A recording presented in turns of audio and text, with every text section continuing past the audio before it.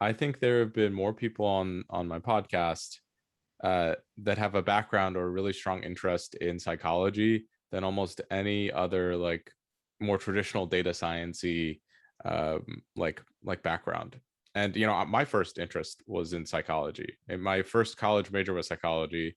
I mean, long story short, I took a research methods class where I unfortunately had to let down the rat that I had trained for a couple months, and I just couldn't do it after that. But I think that there is something really beautiful about like the data science domain and collecting all this information and psychology, where I felt trapped as a student, where we had to do these very specific A/B tests. We had to control the environment so much that you could understand one specific behavior, but you couldn't necessarily understand a range of behavior.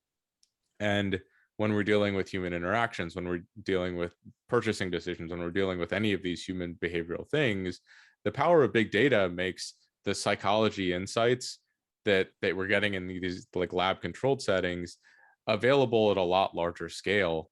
And at least for me, that's one of the reasons why I was so fascinated in is can I understand people's behaviors at scale at a larger level in my own terms in the real world.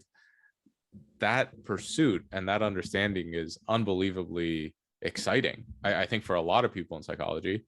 Unfortunately, I wish it was a more traditional path to break into data science. I think that it's not quite as quantitative as like a math or a CS background, but to employers, I think that there is a lot of opportunity to hire people with a psychology background, especially in research, because there's a good amount of math. There's a lot of amount of quantitative rigor or whatever that might be.